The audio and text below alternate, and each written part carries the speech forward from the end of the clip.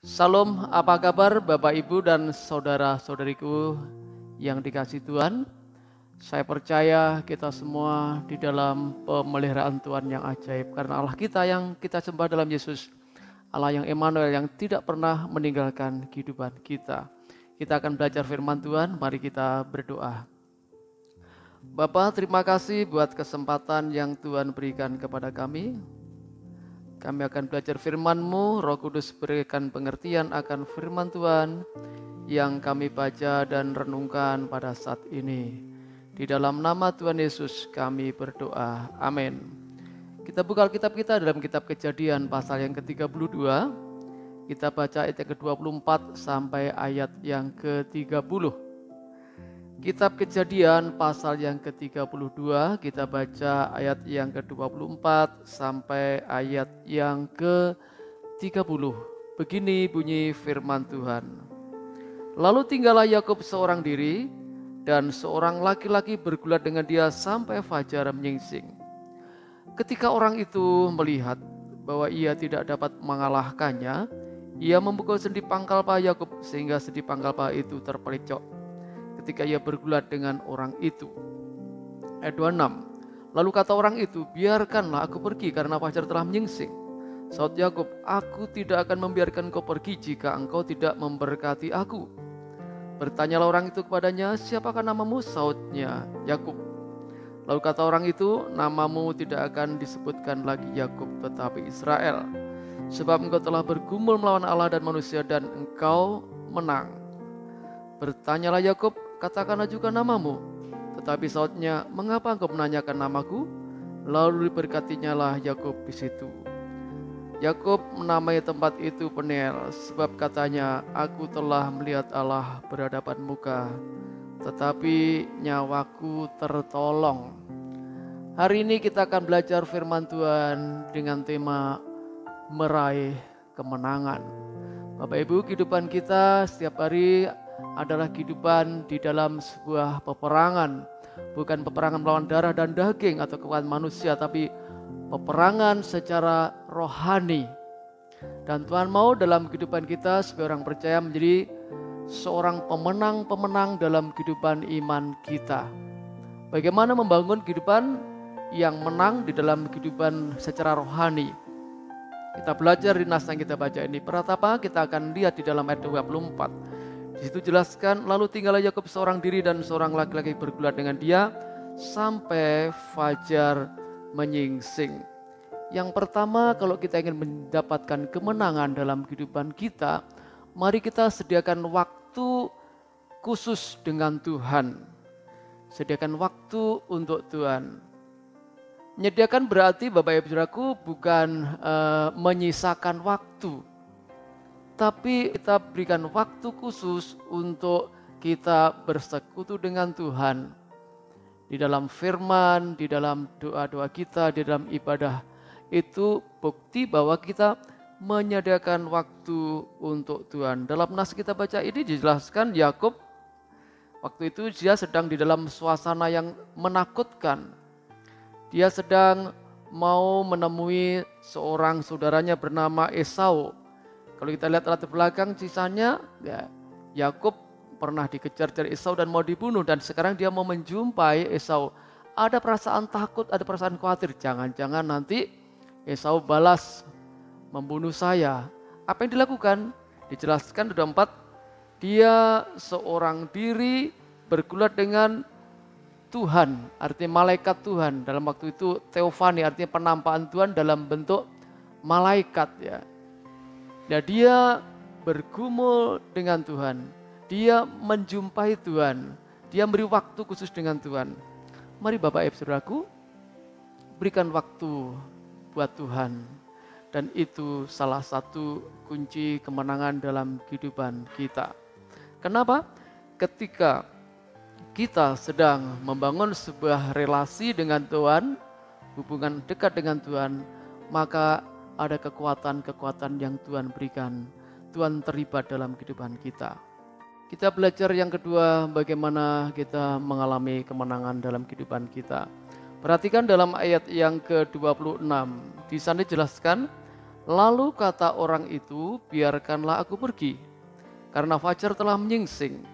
Saud Yakub, aku tidak akan membiarkan kau pergi jika engkau tidak memberkati aku. Yang kedua, mari kita mengejar nilai kehidupan yang tinggi.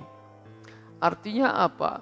Artinya kita berusaha mengejar bahwa kehidupan kita semakin berkualitas, bermutu. Ada seorang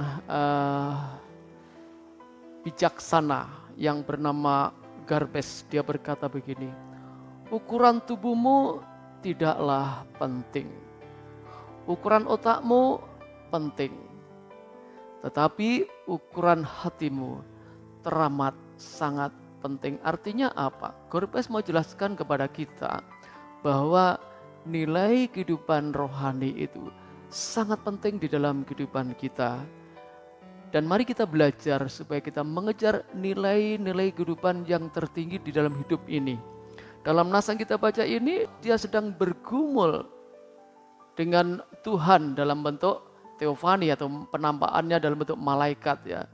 Dia berkata begini, aku tidak akan membiarkan engkau pergi jika engkau tidak memberkati aku. Artinya apa? Yakub sungguh minta supaya kepada Tuhan supaya dia berikan kemenangan. Dan akhirnya kalau kita lihat dalam nas kita baca berikutnya ayat 28 ya. Yakub namanya bukan diganti Yakub, namanya diganti ya. Dulunya Yakub diganti Israel. Artinya Israel pejuang Allah. Dulu Yakub artinya penipu ya. Dia mengalami sebuah kenaikan dalam kehidupan imannya. Dia bergumul dengan Tuhan dan dia memenangkan pergumulan itu. Tuhan menjawab dia dan kapasitas kehidupan imannya dinaikkan Tuhan. Mari Bapak Ibu Saudaraku ya, dalam hidup ini kejar kehidupan yang punya nilai-nilai yang tertinggi. Kehidupan yang serupa dengan sifat-sifat Allah. Itu yang kedua. Berikutnya kita belajar yang ketiga. Perhatikan di dalam ayat yang ke-30. Yakub menamai tempat itu Peniel sebab katanya, aku telah melihat Allah berhadapan muka, tapi nyawaku tertolong. Yang ketiga, mengingat perbuatan Tuhan atas kehidupan. Jadi Tuhan mengajar kita supaya kita mendapatkan kemenangan. Mari kita mengenang kembali apa yang Tuhan sudah kerjakan di dalam kehidupan kita, Bapak Ibu. Kecenderungan manusia itu paling mudah lupa. Untuk hal-hal yang baik dia sering kali lupa, tapi untuk hal yang buruk ya paling mudah diingat, saudaraku. Ada sebuah penelitian yang diadakan oleh sebuah universitas di Swedia. Bagaimana menolong orang-orang yang mengalami kepahitan di dalam hidupnya, kekecewaan-kecewaan karena peristiwa-peristiwa masa lalu. Setelah diadakan sebuah penelitian untuk mengembalikan mental mereka supaya tidak terus hidup dalam kepahitan, ya caranya diajarkan supaya melihat foto-foto masa lalu ketika masa-masa kebahagiaan bersama dengan orang tua masa kecil. Juga salah satu yang disarankan adalah menulis dengan kertas atau pena hal-hal positif yang dialami dalam hidupnya. Peristiwa-peristiwa positif yang dialami bersama keluarga, bersama rekan yang dialami dituliskan. Supaya diingat kembali sehingga mendorong mereka tidak mengalami kepahitan-kepahitan ada pemulihannya. Dalam nas yang kita baca ini Yakub juga demikian. Dia sudah mengalami hal baik dari Tuhan.